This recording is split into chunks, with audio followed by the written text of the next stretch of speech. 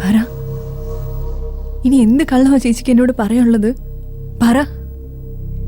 ഈ വീട്ടിലുള്ള ആരോടാ ചേച്ചിക്ക് ഇനി കള്ളം പറയാനുള്ളത്? ഈ പൊടി കുഞ്ഞിനോടോ? ആണോ? അവർക്കും എല്ലാം മനസ്സിലായി, എല്ലാവർക്കും മനസ്സിലായി.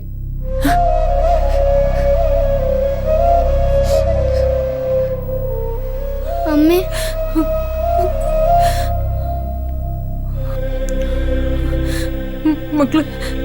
മക്കൾ ഇതൊന്നും കേട്ട് വിശ്വസിക്കരുത്.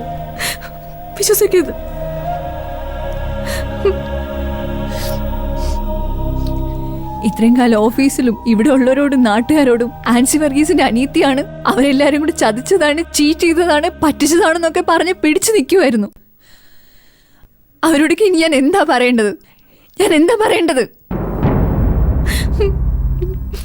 മോനെ, ഗുളി കുടിച്ചില്ലല്ലോ. അതവൻ കഴിച്ചല്ലേ കുറച്ചു മുമ്പേ.